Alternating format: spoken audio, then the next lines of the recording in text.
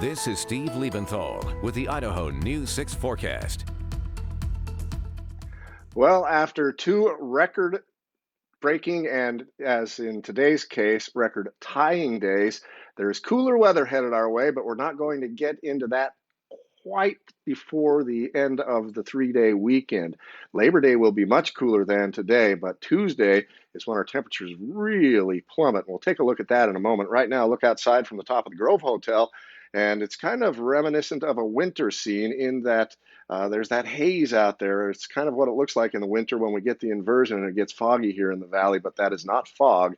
That is smoke, with visibilities at the Boise Airport down to as low as 3 miles.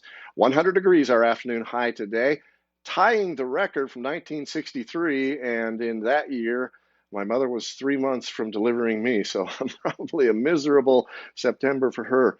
Way back in 1963, we tied that record today. We set a new record yesterday at 101 degrees. It was 102 in Mountain Home, 89 in McCall. Stanley got into the 90s on a hazy day with an afternoon high of 91 degrees.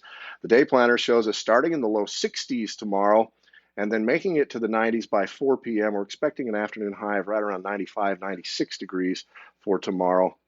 We'll keep the haze tomorrow, but look at the wind picking up on Monday, cooling our afternoon high on Tuesday to 70 degrees, 30 degrees cooler than the afternoon high was today. So a big change coming our way, and that northerly flow will get the smoke out of here as well. You see our warnings and watches. These are because of the dry conditions on the ground, low humidities, high temperatures, and then we have the wind coming in, especially on Monday, which could spread fires rapidly. In the meantime, it is just downright hot across the southwestern United States right now, with temperatures that are becoming dangerous in some places. So be prepared for that to continue for one more day as our flow continues to come up out of the southwest.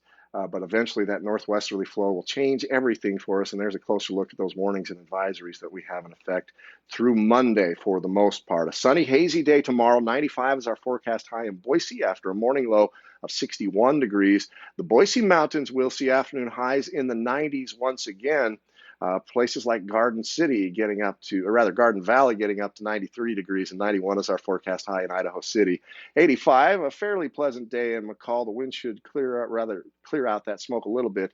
A sunny and hazy day in the east central mountains as well, down to 38 in Stanley, but up to 86 in the afternoon. Breezy day on the Camas Prairie around Fairfield, and a breezy day for the Magic Valley as well. Afternoon highs once again hitting the low to middle 90s after morning lows in the 50s.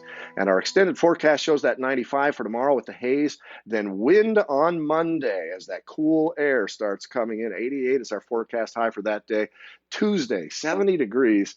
That's pretty refreshing. And then 81 on Wednesday would be exactly normal or average for that date.